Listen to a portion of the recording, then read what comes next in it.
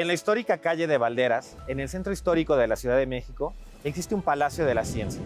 Estamos hablando del inmueble ubicado en Valderas 94. Se trata del antiguo Instituto Médico Nacional, o después Dirección de Estudios Biológicos. Es un edificio que fue construido alrededor de 1888 por el presidente Porfirio Díaz. Fue una iniciativa de dimensiones colosales para el México de aquella época, con un objetivo muy firme: comenzar la investigación biológica en México para ayudar al país a tener una proyección internacional. En este instituto se investigaron las plantas útiles de todo el país, se acuñó el conocimiento de la biodiversidad y también se avanzó en la frontera del conocimiento para poder llevar esto al resto del mundo en las exposiciones internacionales de París, de Nueva Orleans. Decía el poeta Octavio Paz que civilización se compone de lenguaje y urbanismo, de poesía y de arquitectura. El día de hoy vamos a leer el lenguaje de la ciencia a través de la arquitectura de este magnífico edificio, que es de pocos conocido y que está un poco olvidado, pero el día de hoy tendremos el privilegio de recorrerlo, de explorarlo y, ¿por qué no?, de fascinarnos también con la arquitectura relacionada con la biología y su historia en México.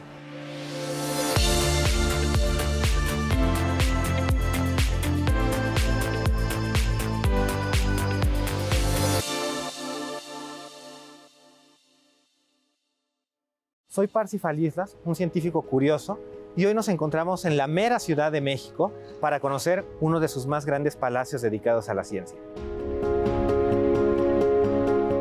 Es una entrada vetusta y melancólica, la que nos da acceso al palacio que el arquitecto Carlos Herrera construyera para albergar el primer instituto de investigación biológica en México. Más de 130 años después, la misma curiosidad científica que nació en este lugar nos invita ahora a conocer sus misterios.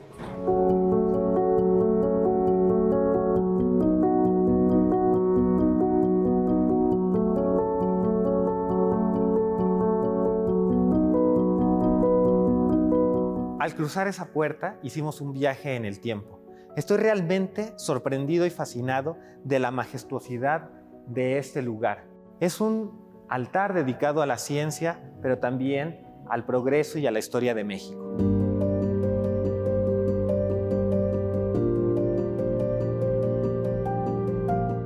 Haciendo este recorrido, uno se siente como un arqueólogo o como un naturalista que va descubriendo organismos petrificados o vivos en las ornamentaciones de este grandioso edificio. Por ejemplo, esa mariposa, que no sabemos cómo surge allí, pero seguramente hace honor también a las investigaciones sobre la diversidad de insectos en México que se hicieron aquí. O, por ejemplo, esos cromosomas de una célula en plena división que hacen honor precisamente a los trabajos de la plasmogenia que hiciera Alfonso Herrera. Es un distintivo de este edificio y eso es único en el mundo, no existe en ningún otro lado. O, por ejemplo, aquellas ornamentaciones de la serpiente, aquella serpiente de la mitología griega según Esculapio, que es el símbolo de la medicina y que adornan los capiteles de este magnífico recinto. El Instituto Médico Nacional coexistió en su tiempo con otras grandes instituciones de investigación científica, como el Museo de Geología o el Museo de Historia Natural, que se encontraba en lo que ahora es el Museo del Chopo. Después de la Revolución Mexicana, se convirtió en la Dirección de Estudios Biológicos, decretada por Venustiano Carranza, y todavía Alfonso Herrera continuó siendo su director. Incluso instaló una estación marítima en el Golfo de México y trató de que la biología continuara.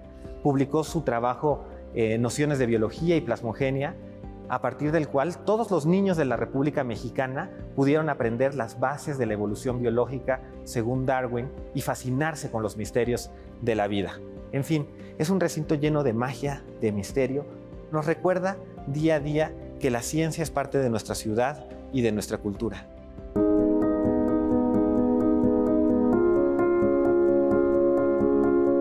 Resulta que este edificio, construido para el Instituto Médico Nacional, estaba finamente estructurado. Primero, imagínense que en este patio maravilloso llegaban plantas de todos los confines de la República con el objeto de ser estudiadas.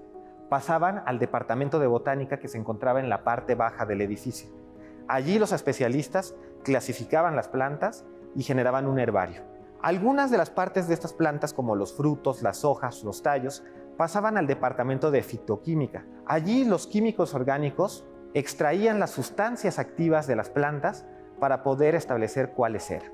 Y finalmente, estas sustancias ya extraídas pasaban al departamento de fisiología, en donde los fisiólogos hacían experimentos con animales para determinar cuáles eran las dosis letales y cuáles eran las dosis benéficas que se podían utilizar de estos compuestos. Finalmente, pasaban al departamento de farmacología y etnografía, en donde el conocimiento científico pasaba a un proceso que ya existe desde hace muchos años, el de la innovación, el de poder poner al servicio de la sociedad estos productos farmacéuticos, no solo de México, sino de todo el mundo, y hacer honor también al conocimiento tradicional del cual provenían, al conocimiento científico que se había generado aquí y finalmente dar un beneficio a la sociedad.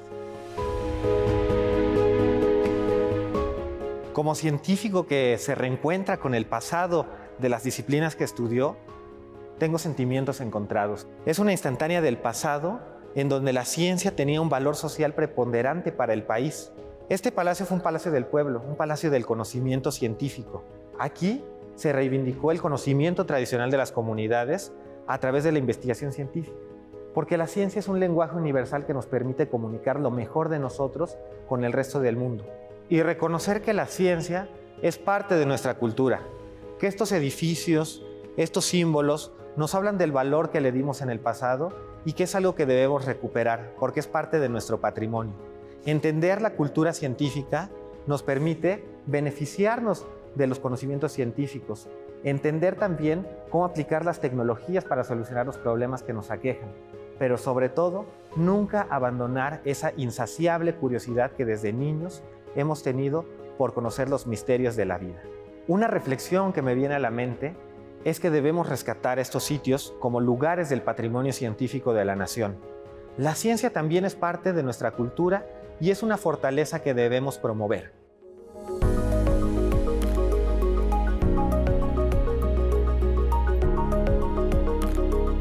El heredero del Instituto Médico Nacional es el Instituto de Biología de la UNAM, que actualmente se encuentra en la ciudad universitaria al sur de la Ciudad de México. Es un instituto de gran prestigio en el estudio de la biodiversidad de México.